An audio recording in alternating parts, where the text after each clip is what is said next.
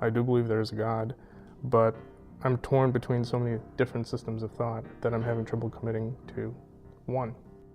I don't see Christianity per se as superior to any other religion that's out there. I think it's kind of silly, and I think it's almost kind of pompous or haughty to think that what I believe and what I have and what I've experienced trumps everything else.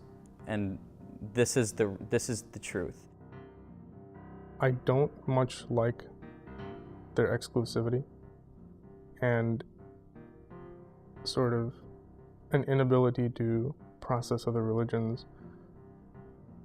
aside from wanting to just shoot them down. I mean, what Christians pretty much are actually claiming is that, truth isn't relative, that there's only one truth.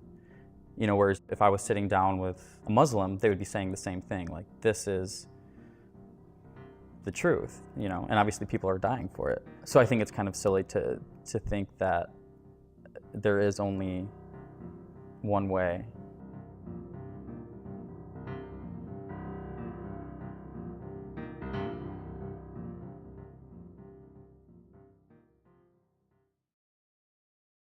Well, I want to welcome you guys, and we are starting this series tonight, and I know that it's very much different for me to look at a series the way we're looking at it. We normally teach through books of the Bible, which I think is good, but at times we need to break apart from that, and we need to really figure out what are the questions that our culture is asking. And when we talk about culture, we're talking about people, and so we're kind of doing that for the next few weeks. I want to recommend a resource to you, Tim Keller's The Reason for God. And we got a great discount from the publisher. We're offering these at cost. We're not making any money on these. But Dr. Keller is a personal friend of mine and a great mentor to our church. He pastors the church in New York City. And he wouldn't say this, but I would say this. This is the Mere Christianity of our age. And if you don't know about Mere Christianity, that'd be a great book for you to read by C.S. Lewis. But this is much more understandable, much more relatable, I even think, than Lewis was, because it was written, Lewis's book, 40 years ago or so. So we're offering these at all the campuses, and so I want to encourage you to pick this up. If some things are tweaked in your mind about what I'm talking about tonight, or maybe some of the topics that you have seen in your bulletin, then this would be a great resource for you. We've listed other sermon resources, but I would recommend this one first. So that's how we're going to proceed. And most of our series actually is an extraction of what Keller has done in this book. And so our community group ministry is studying these. Our community groups all over the city, 1,200 or 1,300 people all over the city are studying this book together, skeptics, believers alike. So take advantage of that.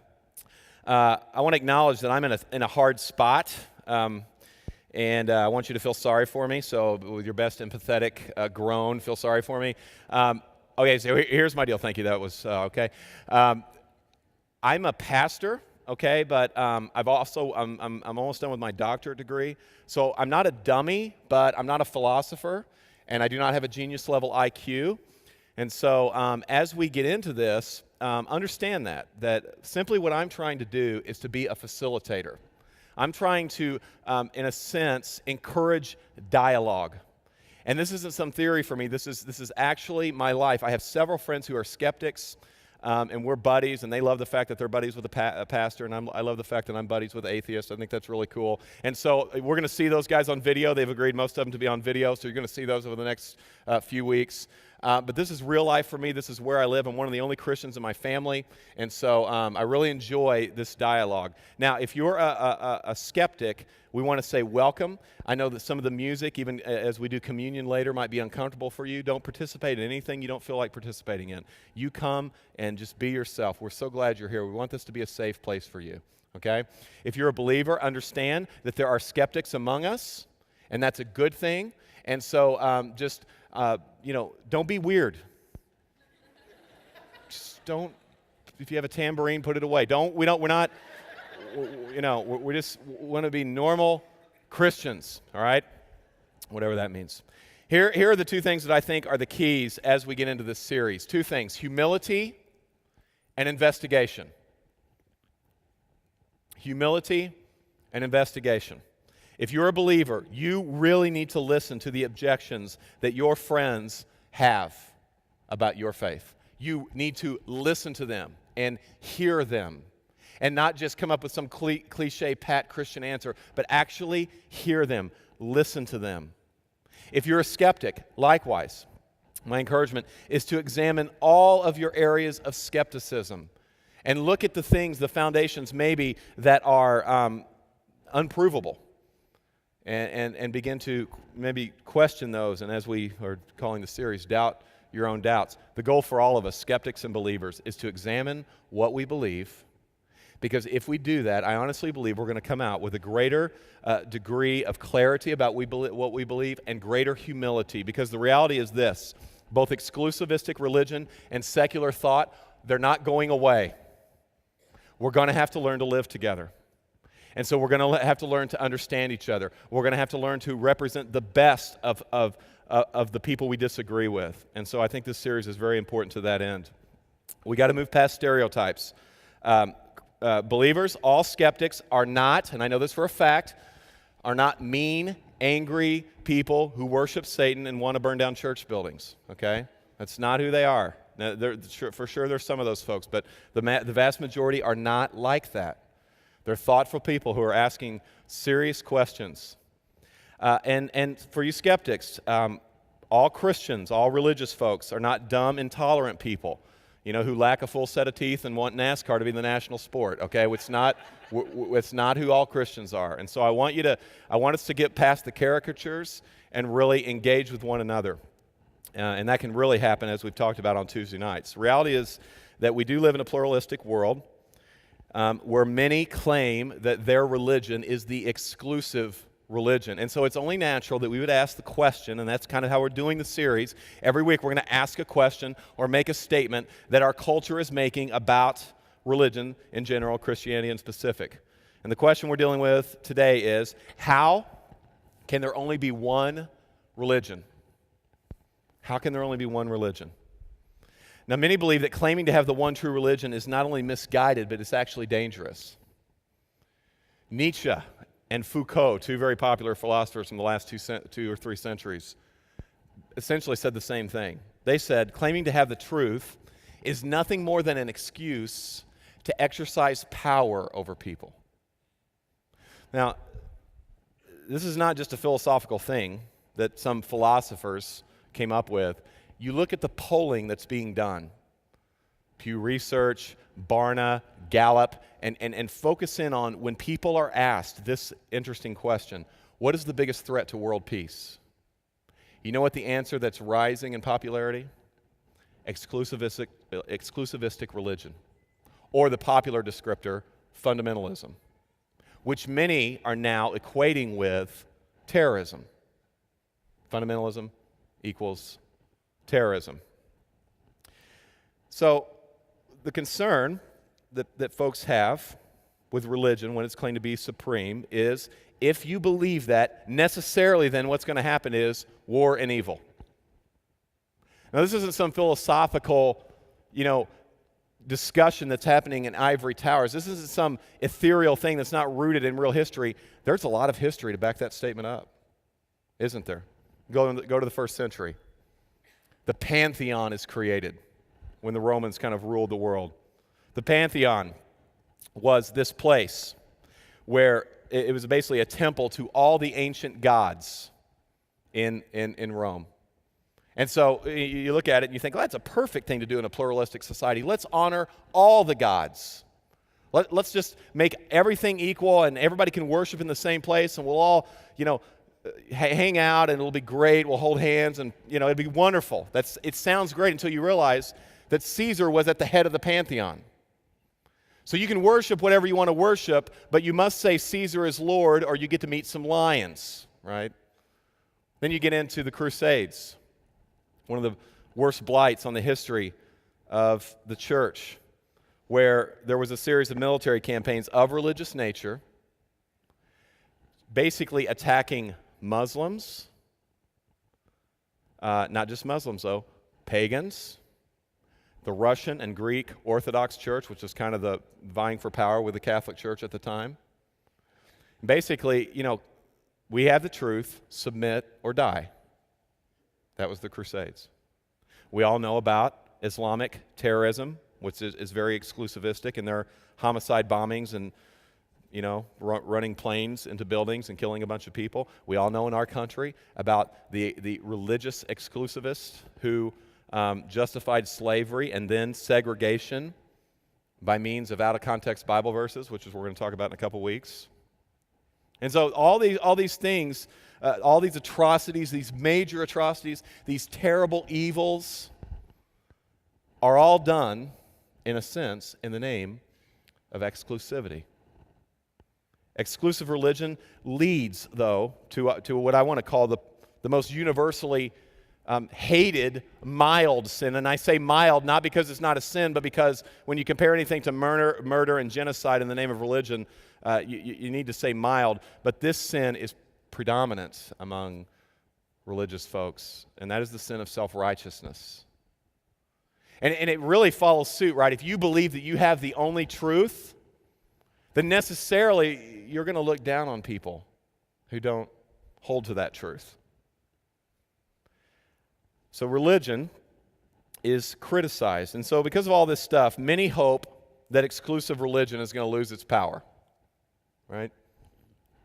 This was the modernism thought, kind of the post-Enlightenment thought that said, okay, we've got these brains, we don't need the church anymore, the reason is center, not God. And so we, with our technology, with our scientific understanding, that's going to increase, and religion is just going to lose its power. Guess what? That has not happened at all. All of the major world religions are growing. Some of them, Islam and Christianity, are exponentially. Any poll that you look at, when it's, do you believe in God? It's always in the 90 percentiles, 91%, 92%, depending on 96%. All of them are growing. Christianity, my own tribe in Africa, for instance, this is documented in Keller's book, has gone from 9 to 15% Christian in 100 years as a continent. Korea, as a nation in 100 years, has gone from 1% Christian to 45% Christian. In China, when they tried to, we'll talk about another option for dealing with religion in a minute, when they tried to basically outlaw religion and they kicked all the missionaries out in 1948, they thought, well, this is going to end religion. And what happened was it went underground and it exploded. And now they're saying, and these are fairly conservative estimates, there will be 500 million, with a B, Christians in China alone by 2060.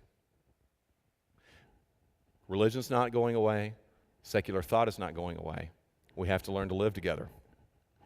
So some want to outlaw religion outright. China tried to do this. Soviet Union with Stalin. I did some research. I didn't really understand how bad it was. Stalin killed 40,000 priests and 120,000 nuns and monks, along with millions of other people, essentially trying to stamp out religion. In Cambodia with the Khmer Rouge, Pol Pot, very similar deal. Even Nazi Germany. And there's some nuanced things there, but that was for sure an issue of religion. These governments controlled and basically tried to destroy religion and empower the state, which led this scholar and historian Alistair McGrath to say, the 20th century gave rise to one of the greatest and most distressing paradoxes of human history. That the greatest intolerance and violence of that century was practiced by those who believe religion caused intolerance and violence. So some want to control or outlaw religion. Some want to condemn it. George Carlin, who passed away earlier this year, who had some very keen insights into the world. Not sure this is one of them, but he said, I'm completely in favor of the separation of church and state. My idea is that these two institutions screw us up enough on their own, so both of them together is certain death. Christopher Hitchens, who's a part of what's called the New Atheism. We'll be talking about Hitchens and Dawkins and all those guys in the series. But we went to a debate down at Powell Hall at the Symphony Hall about a month ago with Hitchens and another Christian. And Hitchens basically just says religion's bad for the world. We need to get rid of it. It's low on the evolutionary food chain. It needs to go away. Bill Maher, right? Yeah, have you guys seen the movie Religulous, whatever it is? I'm going this week. I'm going to go see it. You should go see it. Because that is basically their view. Religion is bad, let's condemn it, let's get rid of it. It's for stupid people who refuse to evolve. It needs to go. It's harmful for society. It's socially regressive. Others challenge religion. And this is very common, I think, maybe for some of us in this room. You use common sense, or at least common sense in the 21st century in the Western world. Statements like, all religions are equally valid, and they basically teach the same thing. So why are we getting all excited about one of them? Or each religion sees part of the spiritual truth, but none can see the whole truth. Or it's arrogant. This is what Jesse said in the video. It's arrogant to try to convert people to your viewpoint. Right? Challenge religion. Another very popular thing to do in culture is to privatize religion. We're seeing this a lot with the debate, right? And with the politics and the presidents and the vice presidents. Religion is allowed, but keep it private. Believe what you will, but don't talk about it in public, lest you impose it on others. Quarantine your faith to your private life. Don't let it eke out in your public life. Everybody believes what they want, practices what they want, but don't bring that into the public sector, because that just doesn't help. Keep your faith private. Now, this is not only hard, it's impossible. It's impossible to have your private views that don't bleed into public. And there's a great example in Keller's book of this when he talks about marriage and divorce laws. Now, I got my philosophy hat on. Hang with me. We're going to get to the point in a second. I need to set this up. Keller uses an awesome example of marriage and divorce. And what he says is, everybody has a set of beliefs about the purpose of marriage, which then influence how you feel about divorce. If you're kind of in the Eastern world, and this is, not totally true, but mainly true, marriage, for instance, is about the rearing of children and for the benefit of society. And so if you hold to that, if you believe that marriage is really about society and the community before the individual, you're going to make divorce laws a lot harder. It's going to be harder to get a divorce. However, if you're much like the Western world, where the purpose of marriage is primarily for the happiness of the individual, are divorce laws going to be harder or easier? It's going to be easier, right? So either way, your beliefs, your assumptions about marriage, which are not provable, absolutely directly influence your view of divorce. You can't quarantine your private views about marriage, because it will necessarily bleed into how you think about divorce and how hard or easy the government should make it. What I'm saying is this. This is huge. Every one of us have a worldview, a mental map, a filter, a lens by which we look out to, and a lens by which we look through. All of us have that. A way by which we view the world and make sense of the world and navigate the complexities of the world. Worldviews are always made up both of empirical evidence and unprovable beliefs. All of us, skeptics, believers alike, which means, and I know this might be offensive to some, everyone is religious. Everyone is religious. This is one of the insights that Paul had in our text that we'll look at in just a moment. That everyone has beliefs, assertions, assumption of faith. This is his insight at this place called the Areopagus, which is like this first century pluralistic paradise where culture and social issues and religious issues were debated and discussed. Paul comes to the center of this place of pluralistic thought, and he says this interesting thing. I affirm your religiousness. I applaud your spirituality. It's a good thing, he says. That begs the question, what is religion? It's so hard because we're meeting in this beautiful building and we think, oh gosh, religion is this organized thing and it's about, clergy and no. What is big, broad brush? What's religion? What's religion? Here's what religion is. A set of answers to the big questions of life. That's all religion is. Why are we here? How are we to orient our time? Is there meaning and purpose to life? All of those kind of questions. What's right? What's wrong? And my supposition is this: no one is able to operate in life without answers to these questions. It makes up much of what you think about, much of what you do. You can't operate in life without a set of answers to these questions. You may not have them all figured out, but you've got an answer, or you're at least in process. And your answers to these questions define your faith system. Therefore, everyone is religious. Well, I don't know, Darren. Well, everyone has a take on spiritual reality, which is based upon a set of unprovable assumptions, which then is based on faith. Let's take this idea: there can't be one religion. Let me push on this philosophically just for a moment.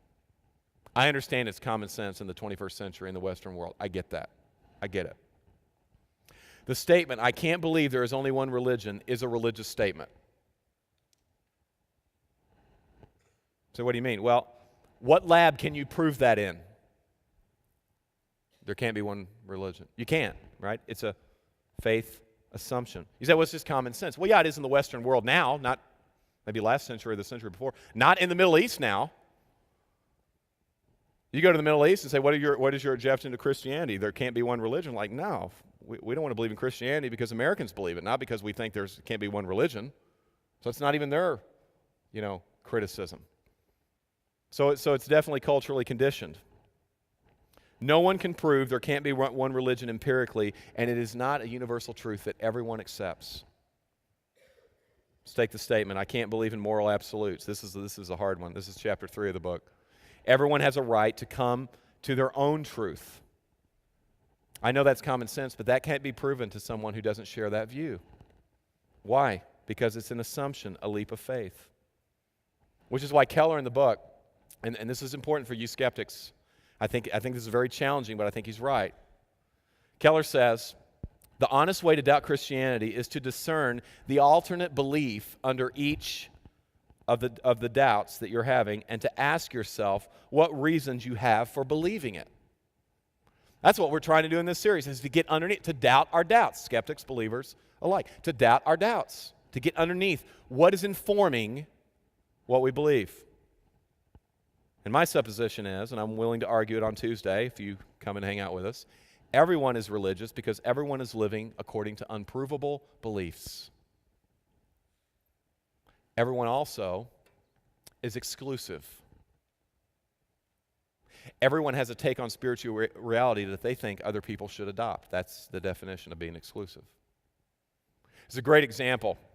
Keller brings it up in the book, and many of you have heard it. I remember the first time I heard this, I think I'd just become a Christian, and it really messed with me, and it was good. It caused me to think. The story goes, the parable goes, 3 blind men come and happen upon an elephant.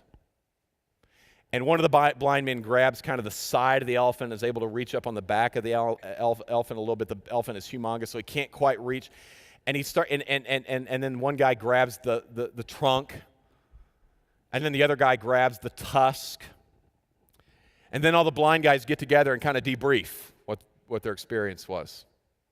And one said, "This creature is like a flat wall," the one that was rubbing the side. And the other one said, "This creature's like a snake.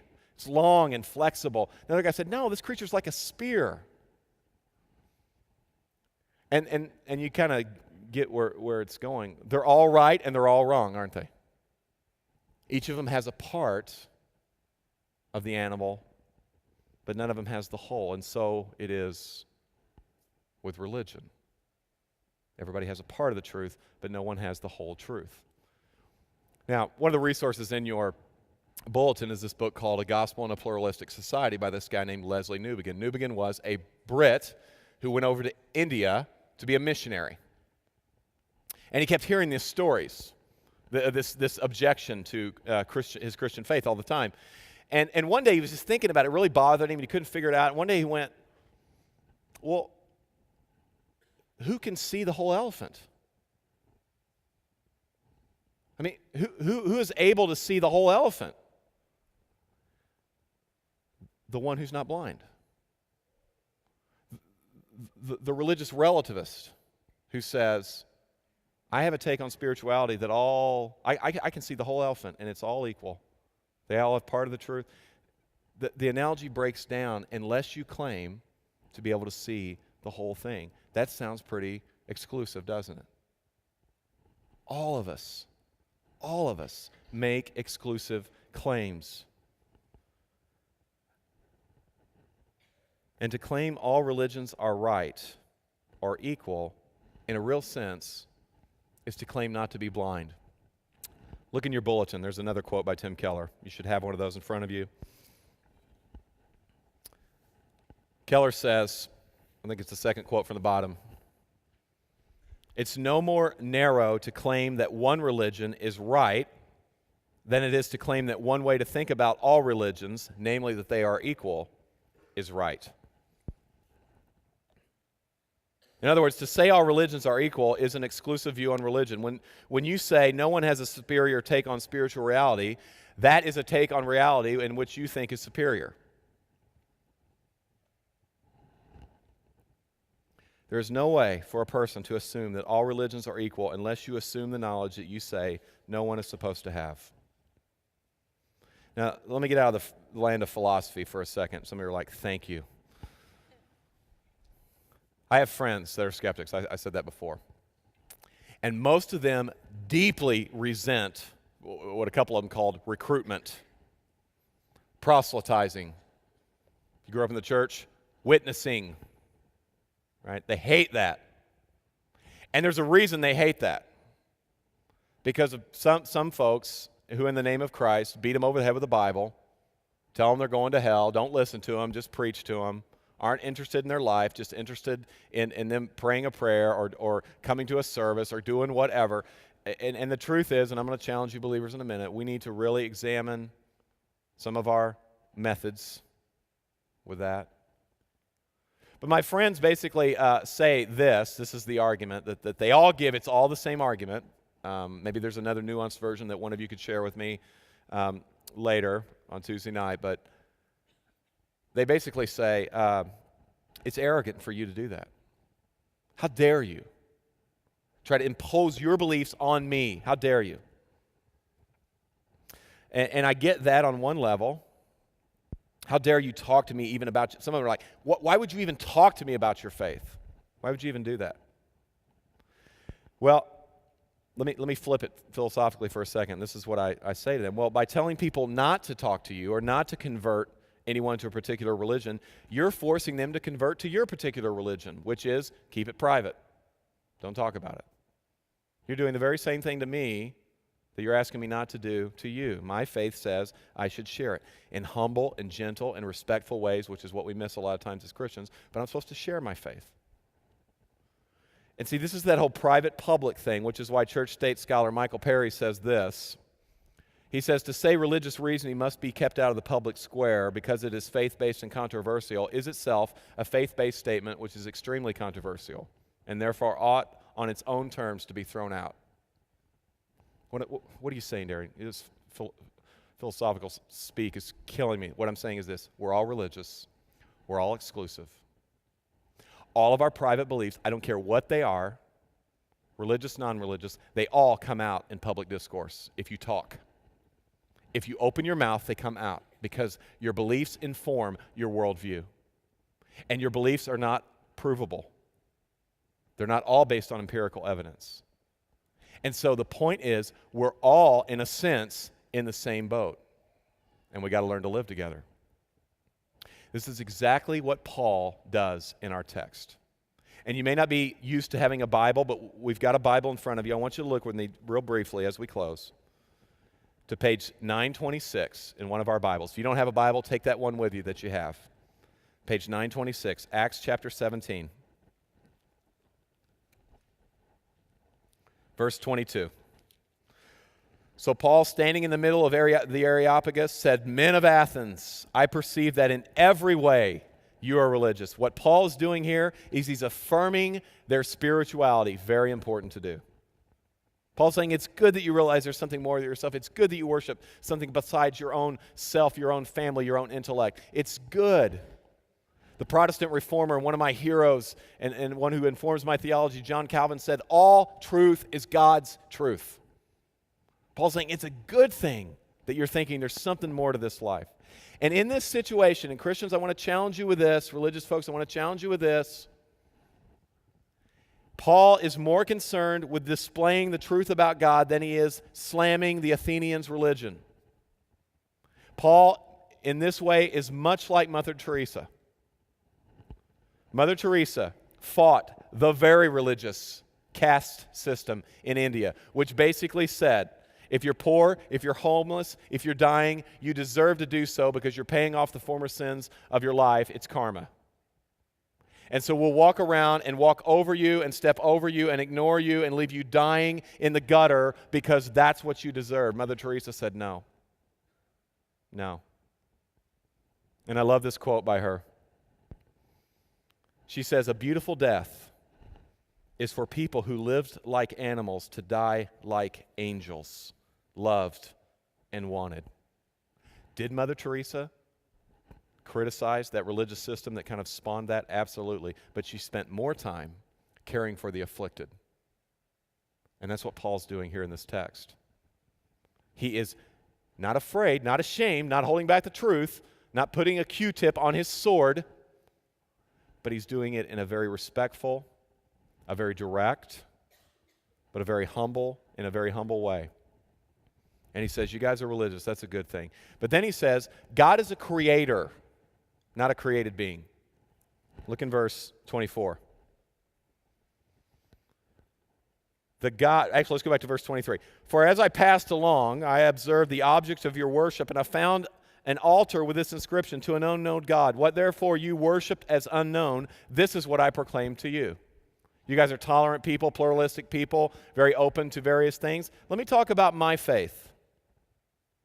The God, verse 24, who made the world and everything in it, being Lord of heaven and earth, does not live in temples made by man, nor is he served by human hands, as though he needed anything, since he gives to all mankind life and breath and everything. And look in verse 29, being then God's offspring, we ought not think that the divine being is like gold or silver or stone or an image formed by the art and imagination of man. Paul is saying God created everything. We're going to get into this in the whole Science and Faith week.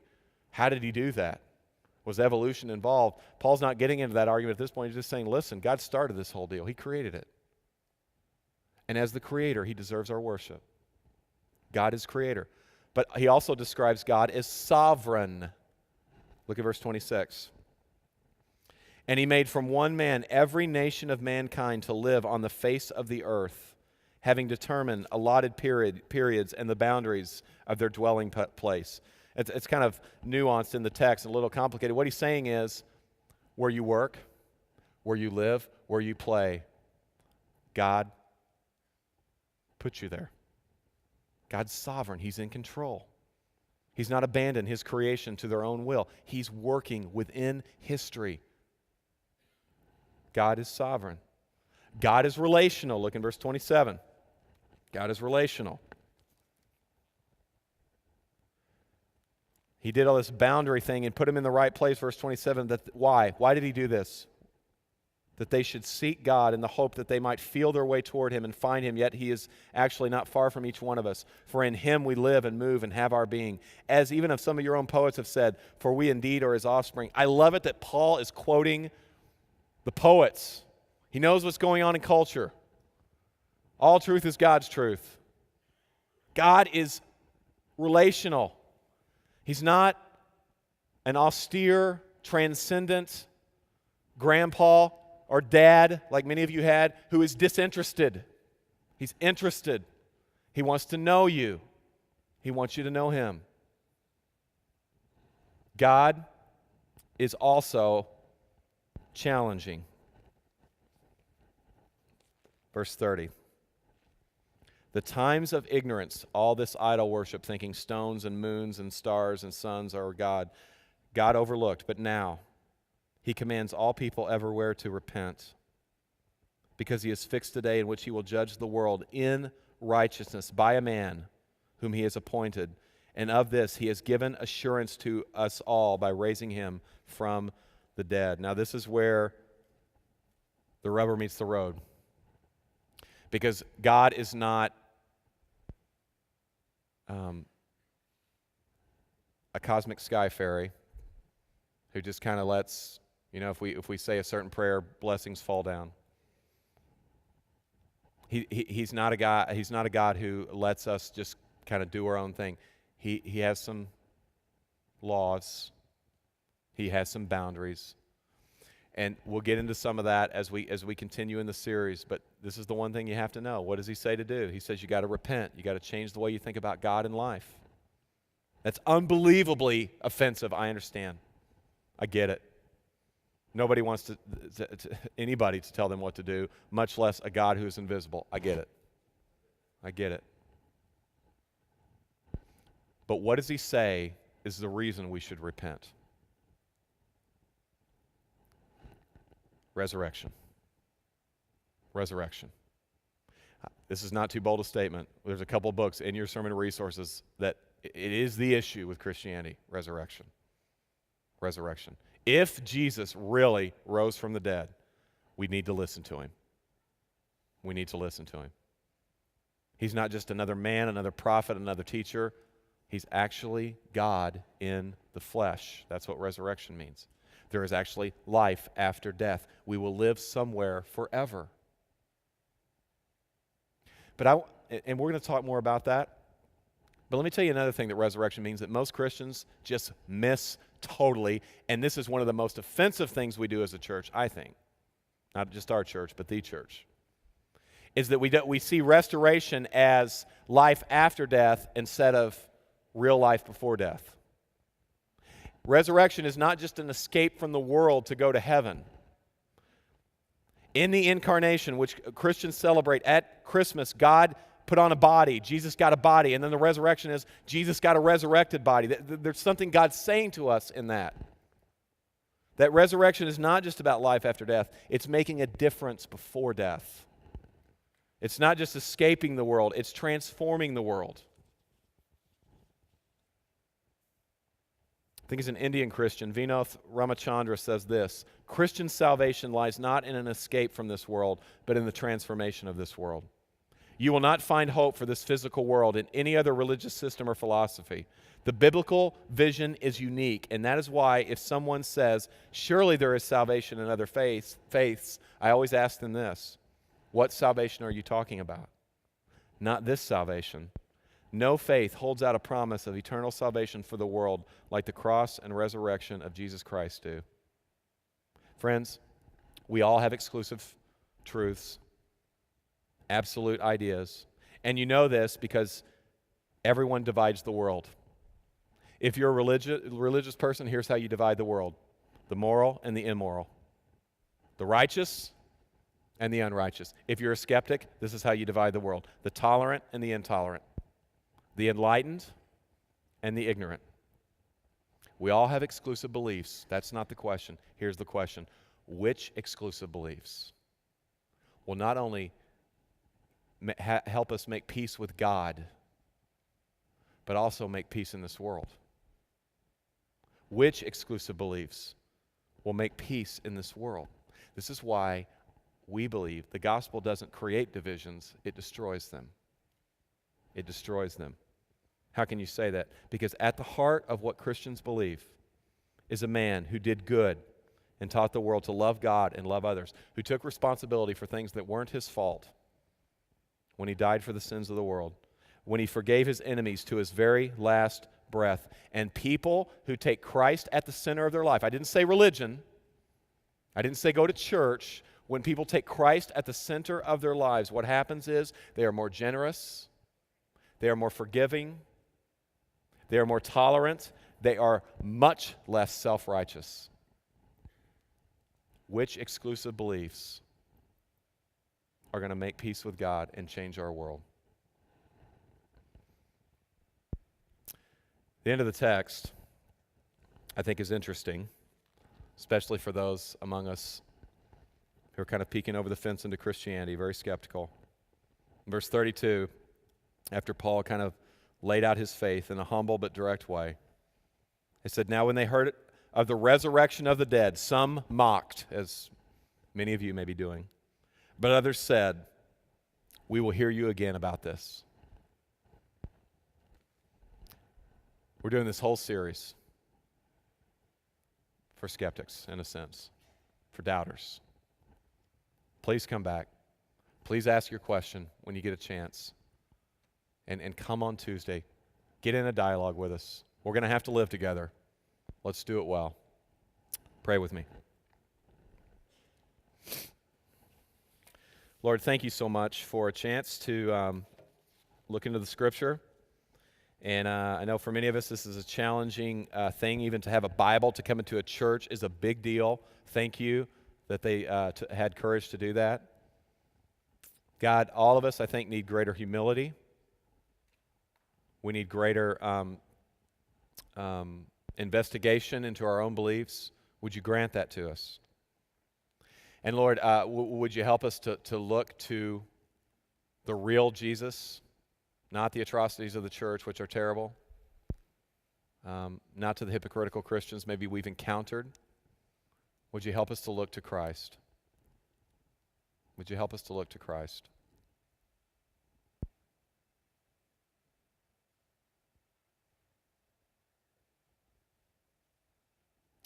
Friends, we always take a minute before we respond corporately and just kind of have a moment of prayer, meditation.